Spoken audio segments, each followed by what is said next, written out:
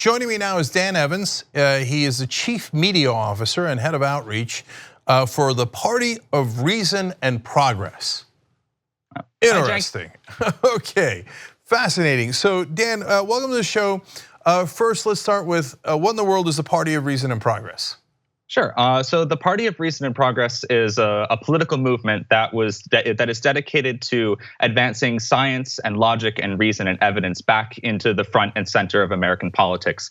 I don't think I need to tell you that since 2016 and before, the most of political action and activity in this country has been dominated by fake news and sensationalism and all kinds of other non-data driven, non-evidence driven ideas. And so what we're trying to do is not only to help support candidates who fight for evidence and science and logic, but to introduce policies and to introduce ideas and kind of elevate the discourse of American politics back to including these ideals.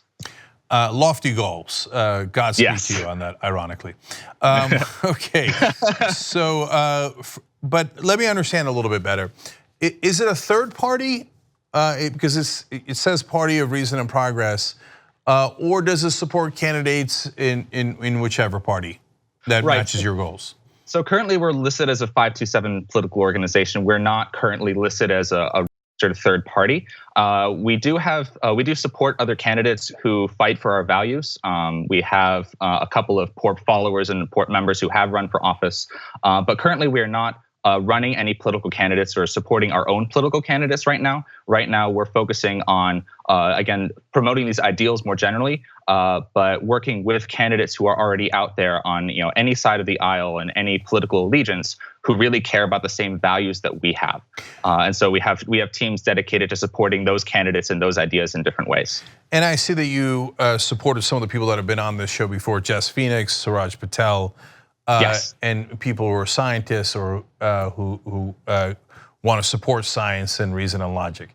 Now, I would say, well, look, doesn't everybody want to be logical and reasonable? But these days, apparently not. No, not really. I think maybe they might even say, nah, not interested in that. We're interested in, as we said on the show today, a pastor said, no, I believe in blind faith, and that's why I support Donald Trump. Fascinating, but normally, people would say, well, yeah, of course, I'm a Republican, I'm the reasonable one. And then the Democrat would say, wait a minute, I'm the reasonable one, I'm a Democrat. So how do you tell who's the reasonable one? Well, the best way to do that is, again, so you might have mentioned, I'm a PhD student in microbiology. We have lots of other scientists and data-driven specialists who work in our party. And the answer to your question, based on our perspective, would be, if there is credible, like nonpartisan, peer-reviewed research that can support a policy, then that is a good policy to promote. And another thing that for individuals to kind of check whether or not they are actually themselves reasonable is to see how they respond to evidence that is presented that might be contrary to their claim. So if, for example, if somebody who supports a particular, say single-payer healthcare or vaccination or GMOs or other like hot button topics that are very embroiled in science and evidence, if they're presented with a contrary view, is your first response to say, oh, you're wrong, you're stupid, you don't know what you're talking about? Or is your first response to say, okay, what are they saying to me? Is that credible? Is that logical? And should I kind of consider that to modify my views? If you don't go through that process, then you might think yourself to be reasonable, but not as reasonable and logical as we might want in American political discourse. So I think a couple of the issues are fairly clear. You guys are for the separation of church and state, and God bless to that. People think that I'm religious when I say that. I don't know. It's a verbal tick I have. I'm agnostic. So of course, yes, I get it. Of course, the Constitution says that we shall not establish a religion. So that's clear, obviously, based on what you guys are for.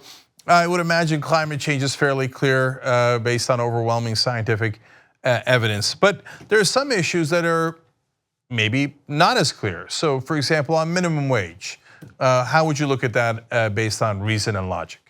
Right, so for some of those contentious issues in politics, if there's a clear-cut answer, as you said, like vaccination or climate change, there's just overwhelming supporting evidence for that in the scientific field.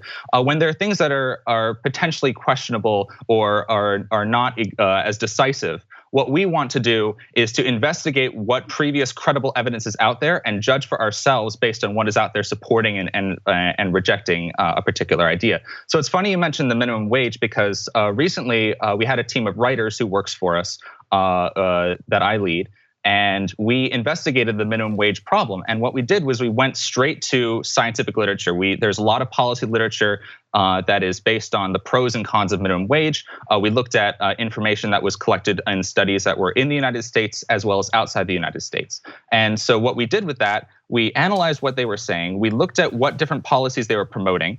And we kind of put together a combined plan based on the pros that we saw, which were prominently based in public health and well-being and access to basic care, increasing when you have a higher income in low-wage workers, versus some of the potential economic challenges that you might see by raising the minimum wage too highly. So we took all the literature that was out there, came to a consensus, and released a distinct, concise platform based on what we had found. So the answer to those kinds of questions is not to say, oh, I believe this because it feels good. Look at all the evidence that you can find and make your own conclusion based on what is out there.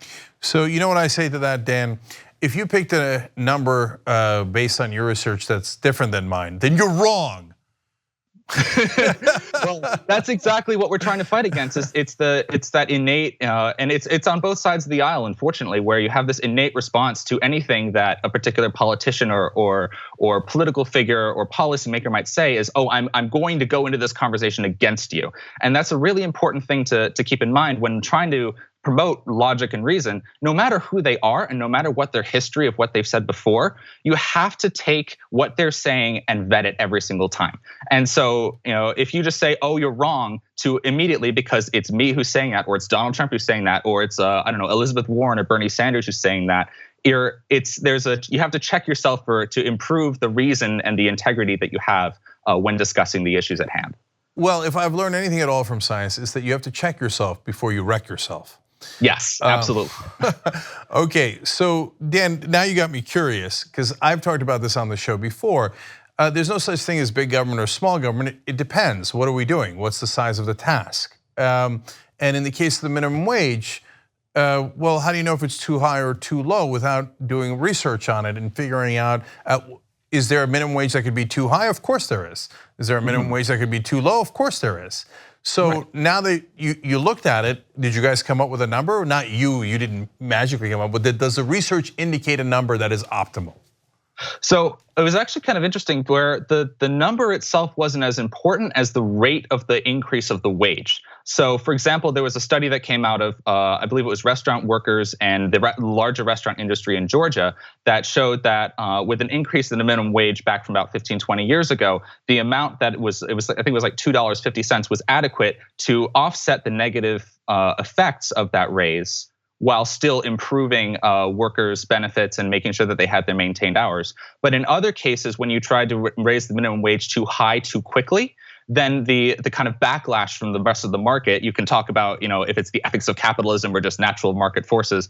But if you raise it too high at once, that's a problem. So our response to looking at all this data, knowing that raising the minimum wage has these peer-reviewed, credible, positive outcomes, but the way in which you do it can be a problem, we came up with a way to implement stages of increase for the minimum wage, say by $2 an hour every year, checking to make sure that low wage workers who are receiving this increase are still benefiting from it, and then steadily, if those people are still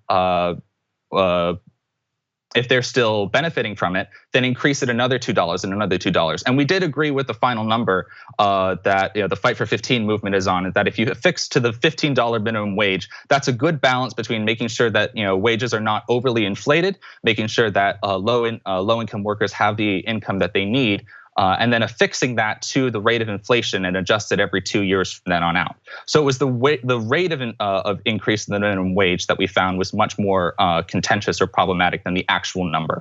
Right, and the way that it could hurt workers if you raise it too quickly, for example, is if it leads to less jobs. And that is the argument that the right wing normally makes. but there is a point if you raise it too quickly where that could happen. That's why you have to keep on testing it. So you raise it and see how did the employment market do and how did wages do, and all the other economic factors. And then if it's working well, you raise it again, et cetera, assuming that it is for the benefit of most of the people in that area. So that's exactly right. Yeah, if you are, and that comes straight out of science. You test something, you try and implement something, and you test what the results are. You try and come up with preemptive, objective measures of what you're trying to determine. And if those are criteria met, then you try it again and again. It's a very systematic approach that's thoroughly driven on data. And so that's one of the values that we really hold ideal at the Party of Reason and Progress. And so we're trying to implement the same kind of strategy of looking at all this data, seeing how policy can be incrementally improved with constant checks to make sure that those attempted improvements actually are really fitting most number of the United States. All right, Dan, one last thing, because I know that I'm gonna get one call after this interview, and it's gonna be from my dad, and who's gonna say, I like this party a lot, finally the thing that it makes sense, okay? So that's encouraging. So I know your website is partyofreasonandprogress.org, I got that, but what do you want people to do? In your ideal world, they join you, and then what happens? So I should say that we don't need everybody to join our party and join and follow us on Twitter or Facebook, although you're totally welcome to do so. But the one thing that if every single person in the United States we could ask them to do one thing, it would be this. And every time that you see or hear a statement on Facebook or Twitter or on the news by a politician, always ask yourself, no matter who it is there evidence to support what they're claiming? A little bit too extreme? Do I feel comfortable with what they're saying? And if not, why not? Taking that, making sure you're checking yourself as you listen and intake information. And if everybody across the board of all political parties did that, just that little bit of check and making sure that you are advocating for evidence in that little way every time you hear something, American political discourse would change, so much, almost overnight. So that's you don't have to join us, but just sign on to the idea of asking for evidence, promoting science and logic and reason in our government. So you don't need to join us, just support the values that we are advocating for. So I'll end on an optimistic note. If you guys are in fact really good scientists and reasonable, you will keep testing your group until it gets better and better and better, and then eventually it'll be the main party in America.